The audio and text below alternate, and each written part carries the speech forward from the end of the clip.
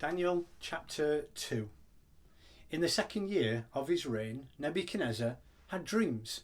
His mind was troubled and he could not sleep. So the king summoned the magicians, enchanters, sorcerers and astrologers to tell him what he had dreamed. When they came in and stood before the king, he said to them, "I have had a dream that troubles me, and I want to know what it means."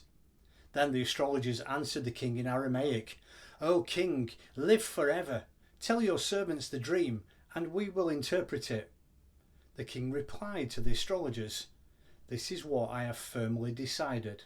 If you do not tell me what my dream was and interpret it, I will have you cut into pieces and your houses turned into piles of rubble.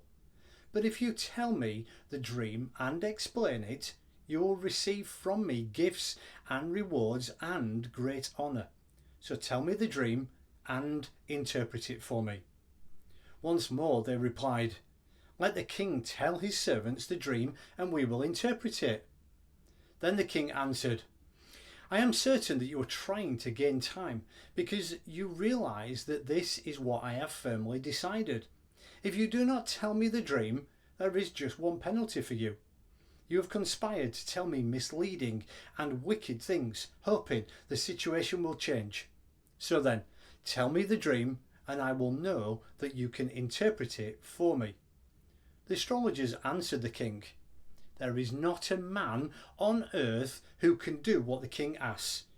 No king, however great and mighty, has ever asked such a thing of any magician or enchanter or astrologer. What the king asks is too difficult.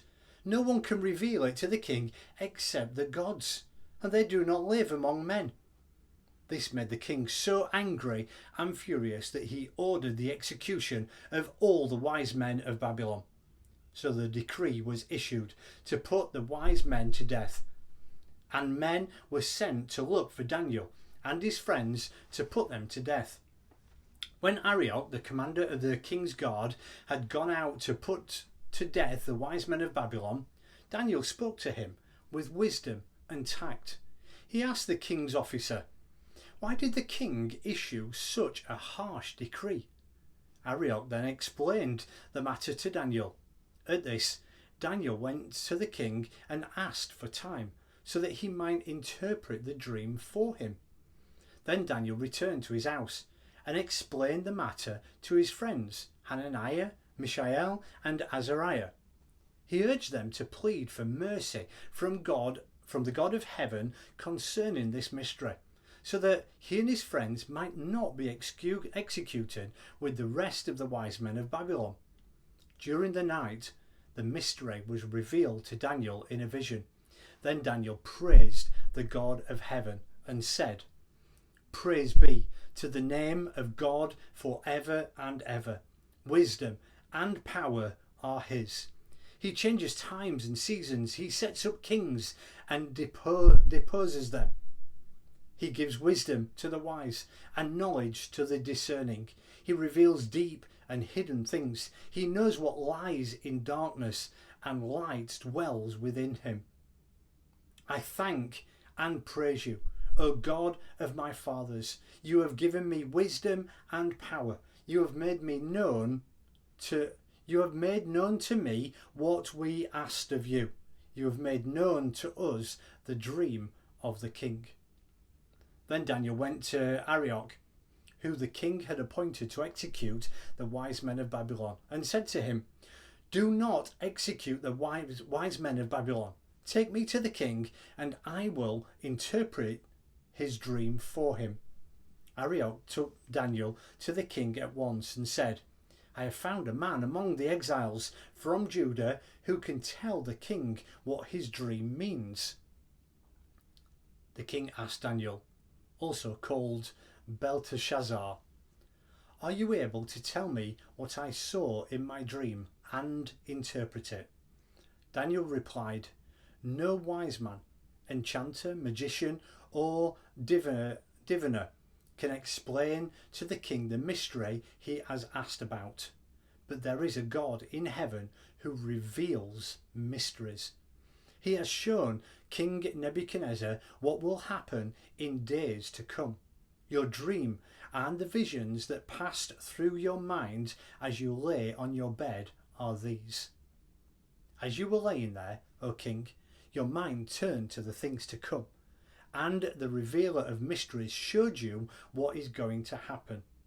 As for me, this mystery has been revealed to me, not because I have greater wisdom than other living men, but so that you, O king, may know the interpretation, and that you may understand what went through your mind. You looked, O king, and there before you stood a large statue, an enormous, dazzling statue, awesome in appearance. The head of the statue was made of pure gold, its chest and arms of silver, its belly and thighs of bronze, its legs of iron, its feet partly of iron and partly of baked clay. While you were watching, a rock was cut out, but not by human hands. It struck the statue on its feet of iron and clay and smashed them. Then the iron, the clay, the bronze, the silver and the gold were broken to pieces at the same time and became like chaff on a threshing floor in the summer. The wind swept them away without leaving a trace, but the rock that struck the statue became a huge mountain and filled the whole earth. This was the dream, and now we will interpret it to the king. You, O king, are the King of kings. The God of heaven has given you dominion and power and might and glory. In your hands he has placed mankind and the beasts of the field and the birds of the air. Wherever you live, he has made you ruler over them all. You are that head of gold. After you, another kingdom will rise, inferior to yours. Next, a third kingdom, one of bronze, will rule over the whole earth. Finally, there will be a fourth kingdom, strong as iron, for iron breaks and smashes everything. And as iron breaks things to pieces, so it will crush and break all the others. Just as you saw that the feet and toes were partly of baked clay and partly of iron, this will be the divided kingdom. Yet it will have some of the strength of iron in it, even as you saw iron mixed with clay. As the toes were partly iron and partly clay, this kingdom will be partly strong and partly brittle. And just as you saw the iron mixed with baked clay, so the people will be mixed and will not remain united any more than iron mixes with clay. In the time of those kings, the God of heaven will set up a kingdom that will never be destroyed, nor will it be left to other people. It will crush all those kingdoms and bring them to an end. But it will itself endure forever. This is the meaning of the vision of the rock cut out of a mountain, but not by human hands. A rock that broke the iron, the bronze, the clay, the silver, and the gold to pieces. The great God has shown the king what will take place in the future. The dream is true, and the interpretation is trustworthy. Then King Nebuchadnezzar fell prostrate before Daniel and paid him honour, and ordered that an offering and incense be presented to him. The king said to Daniel, "Surely your God is the God of gods and the Lord of kings and a revealer of mysteries, for you were able to reveal this mystery." Then the king placed Daniel in a high position and lavished many gifts on him. He made him ruler over the entire province of Babylon and placed him in charge of all its wise men. Moreover, at Daniel's request, the king appointed Shadrach, Meshach and Abednego administrators over the province of Babylon, while Daniel himself remained at the royal court.